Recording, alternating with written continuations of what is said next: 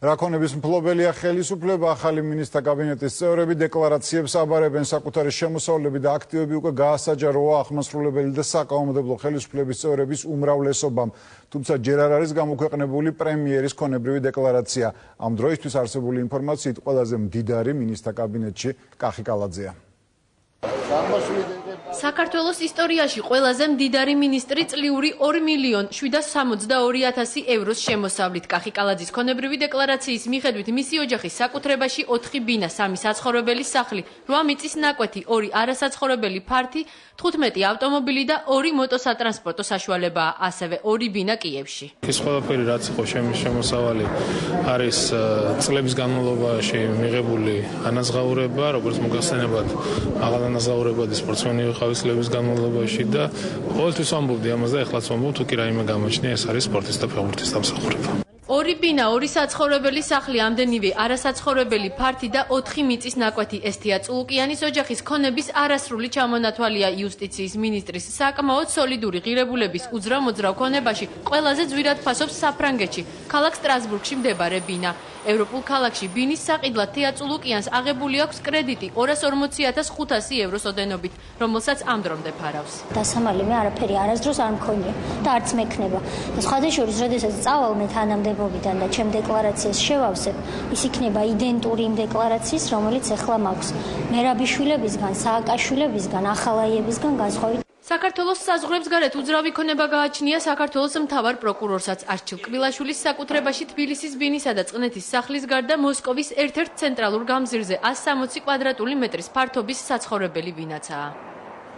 2 ბინა და 2 ავტოფარეხი გაგარინის ქუჩაზე, ასევე არასაცხოვრებელი ფართი მოსეშულზე. საქართველოს შინაგან საქმეთა მინისტრი ამ უძრავი ქონების გარდა 2 ავტომობილსაც ფლობს. ირაკლი ღარიბაშვილს სამუშაოს შესრულებისათვის გასულ წელს საქველმოქმედო ფონდ ქართუდან და შპს ქართული ოცნებიდან ჯამში მიღებული აქვს 150.000 ლარი. საქართველოს რეგიონული განვითარებისა და ინფრასტრუქტურის მინისტრის საკუთრებაშია 100 კვადრატული მეტრის ფართობის ბინა თბილისში და 9 ჰექტარი მიწის ნაკვეთი ზუგდიდის რაიონის სოფელ კოქში. 33 წლის მინისტრი 2002 წელს გამოშვებულ მერსედესის ავტომობილსაც ფლობს. დეკლარაციის მიხედვით გასულ წელს მან შემოსავლის სახით 75.944 ლარი მიიღო. დეკლარაცია ძალიან სწრაფად შევავსე, იმიტომ რომ ბევრი გრაფა არც იყო ჩემი მხრიდან შესავსები. ბინა 2006 წელს იქნა მშენებლობის პროცესში შეძენილი და შემდგომ მოხდა მისი გარემონტება. მსუბუქი ავტომანქანა 2008 წელს შევიძინა გერმანიაში ყოფნის პერიოდში, ხოლო მიწა უკვე კარგახანია მაქვს. ფინანსთა მინისტრის უძრავ ქონებას გლდანის მეორე მიკრორაიონში მდებარე ბინა და გორში მამის საკუთრებაში არსებული მიწის ნაკვეთი წარმოადგენს, ასევე ავტომობილი Nissan Tida. 1 იანვრიდან 31 დეკემბრის ჩათვლით ანაზღაურების სახით ნოდარ ხადურს 52.000 ლარი აქვს მიღებული. აქედან 42.000 როგორც თბილისის სახელმწიფო უნივერსიტეტის სრულ პროფესორს.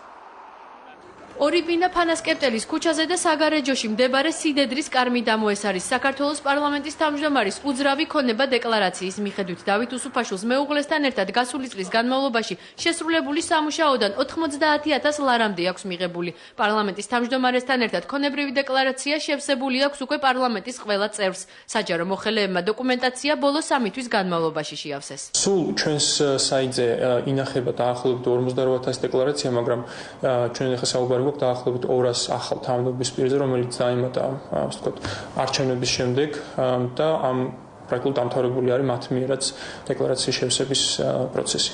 ამ დაგროვები არ ყოფილა.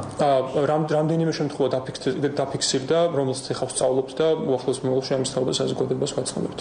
ქონებრივი დეკლარაცია, რომელსაც საზოგადოება განსაკუთრებული ინტერესით ელოდება, ხვალ საღამოს გამოქვეყნდება. პრემიერ-მინისტრი გუშინ ერთ-ერთი ბოლო იყო, ვინც საჯარო მოხელეთა ბიუროში საკუთარი დოკუმენტაცია წარადგინა. კანონის მიხედვით ბიძინა ივანიშვილის ქონების შესახებ დეკლარაცია შეტანიდან 48 საათში გასაჯაროვდება.